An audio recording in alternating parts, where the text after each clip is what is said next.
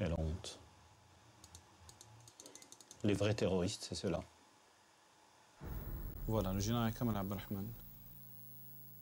C'est lui qui décidait pour la majorité de ce qu'il fallait faire avec Jamal Zitouni.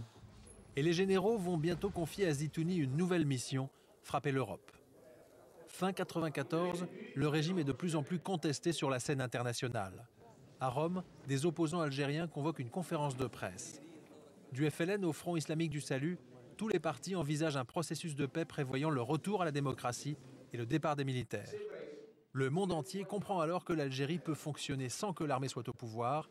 Les généraux s'inquiètent. Ils ont bâti leur combat sur la lutte contre les intégristes, sur la lutte contre les islamistes. Mais une fois que les islamistes sont acceptés par la société démocratique, donc tout ce qu'ils ont construit tombe comme un château de cartes. Ces gens-là, à chaque grande occasion, il faut que des attentats, le terrorisme ressurgissent pour crédibiliser leurs théories, leurs discours.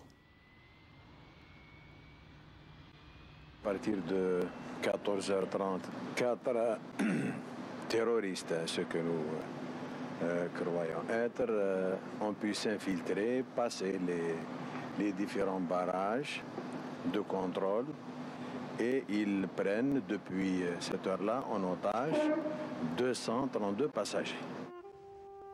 Nous sommes un mois seulement après la réunion des opposants algériens à Rome. Les hommes de Jamal Zitouni viennent de prendre en otage un Airbus d'Air France. Ce jour-là, les services de sécurité de l'aéroport n'ont pas fait leur travail. Certains bagages n'ont pas été fouillés et 63 passagers sont montés dans l'avion sans que leur billet ne soit contrôlé, une négligence impensable dans un pays soumis à une guerre terroriste. Pendant ce temps, les hommes de Zitouni introduisent tranquillement dans l'Airbus des armes et des explosifs. Il était impensable de faire passer une arme, même une arme de poing, au niveau de l'arbre. Or, ces gens-là se sont passés avec... Ils avaient même des explosifs. C'est louche.